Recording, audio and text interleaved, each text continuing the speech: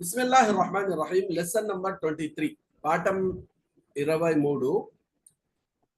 దీంట్లో మేము ఇఖ్లాబ్ గురించి చదవబోతున్నాం. ఇఖ్లాబ్ అంటే ఏంటి అనేది చూడండి. పాఠం 23 ఇఖ్లాబ్. తన్వీన్ మరియు నూనె సాకిన్ యొక్క మూడవ నియమం. ఇప్పటి వరకు 2 చదివాము. ఏదో చెప్పండి. ఒకటి ఇజ్హార్ అండ్ ఇఖ్ఫా. మూడోది ఇఖ్లాబ్. తన్వీన్ మరియు నూనె సాకిన్ తర్వాత, తన్వీన్ లేదా నూనె సాకిన్ తర్వాత బా వస్తే నూన్ను మీమ్తో మార్చి ఉన్నా చేసి చదవాలి. దీనిని ఇఖ్లాబ్ అంటారు. ఇప్పుడు చూడండి, ఇక్కడ నూనె సాకిన తర్వాత బా వచ్చిందా? బా వస్తే ఏం చేయాలంటే, ఇఖ్లాబ్ అంటే మార్చడం. ఈ బా వస్తే ఏం చేయాలంటే, ఈ నూనె ఏదైతే ఉందో ఈ నూన్ను మీమ్తో మార్చేయాలి. నూన్ను మీమ్తో మార్చి హున్నా చేసి చదవాలి. చూడండి, ఇక్కడ మీమ్ మీమ్ జబర్ మమ్, బా జబర్ బా, మమ్ బా ఖా జేర్ ఖి, మమ్ బఖి, లామ్ జబర్ లా, మమ్ బఖిలా, ఇలా చదవాలి. ఓకేనా? చాలా సింపుల్.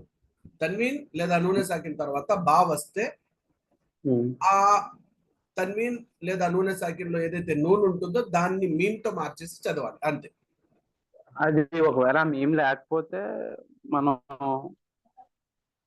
అక్కడ మీమ్ రావాల్సిన అవసరం లేదు. కాయిదా గుర్తు పెట్టుకోవాలి, అదే కదా. ఓకే గురువు గారు. నూనె సాకిన తర్వాత బా వచ్చిందా, ఈ నూనె సాకిన్ మీమ్ అయిపోతుంది, ఇంకంతే. ఇక్కడ మీమ్ రావాల్సిన అవసరం లేదు. ఖైదా అందుకే కదా చెప్పడం జరుగుతున్నది. ఓకే, చదవండి. మమ్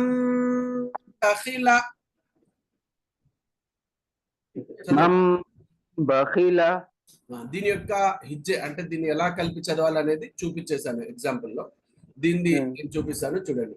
లనస్ఫఅం బిన్ నాసియా, లామ్ జబర్ లా, నూన్ సీన్ జబర్ నస్, లనస్, ఫా జబర్ ఫా, లనస్ఫా, ఐన్ మీమ్ జబర్ అం, ఐన్ మీమ్ జబర్ అం, లనస్ఫఅం, బా నూన్ జేర్ బిన్, لنسفعا بن نون ألف زبرنا، لنسفعا بنا صاد زير صي، لنسفعا بالناصي يا زبر يا، لنسفعا بالناصية تا زير تي، لنسفعا بالناصية వఫ్ చేస్తే నాసియా.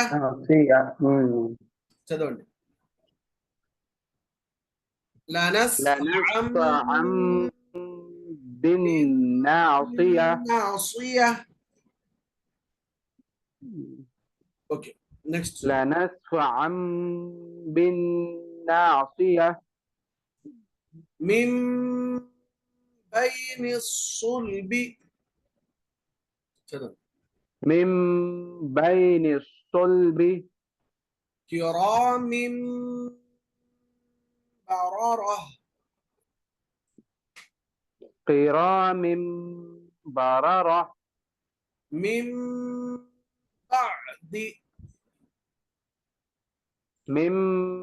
بعد مطهرة بأيدي سفرة.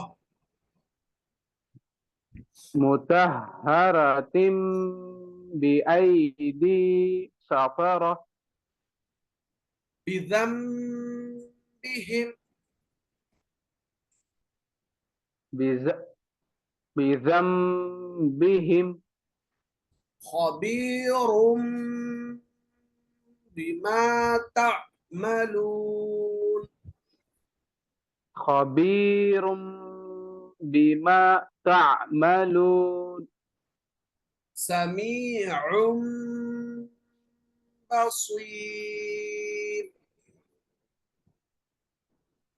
سميع بصير. كلا لينبذن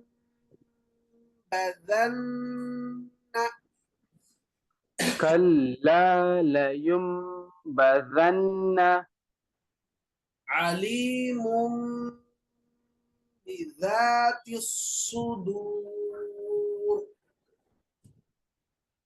عليم بذات الصدور رجع بعيد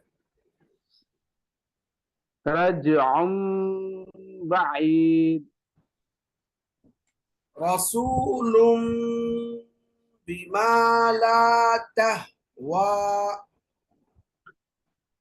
رسول بما لا تهوى हाँ,